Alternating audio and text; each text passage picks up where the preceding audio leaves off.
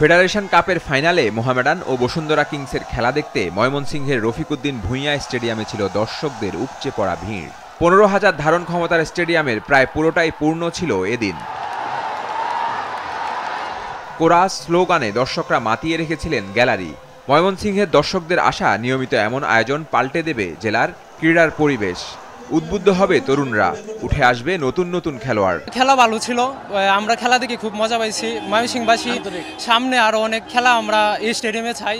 অনেক দিন ইচ্ছা ছিল স্টেডিয়ামে খেলা দেখবো, অনেক ন্যাশনাল টিমের প্লেয়ারদেরকে একসাথে দেখবো। আজকে নিজের চোখে দেখতে পারছি খুব কাছ থেকে। যতটুকু আশা করছিলাম তার থেকে অনেক বেশি, অনেক এক্সাইটেড আমরা এত সুন্দর একটা খেলা উপহার দেওয়ার জন্য। তৃণমূল থেকে যদি প্লেয়ার উঠে আসতে হয় তাহলে তাদেরকে আগে অগ্রাধিকার দিতে হবে। ওরাই খেলা দেখে তারা এক্সপায়ার হবে এবং পরবর্তী প্রজন্ম যারা আছে তাদেরকে উৎসাহিত করবে।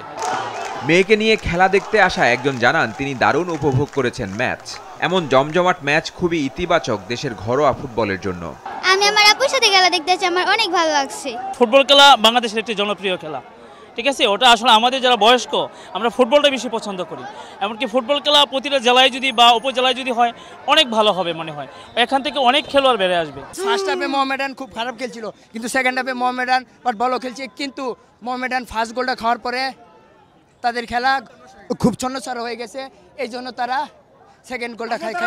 না হলে তারা কিন্তু ভালো খেলতো, তারা শেষ পর্যন্ত কিন্তু বুকুচিয়ে লড়াই করছে, কিন্তু ব্যাড লাক। খেলার শেষের দিকে একটু হয়তো বা লেপারি বলছে একটু খেলাটা একটু স্টপ ছিল।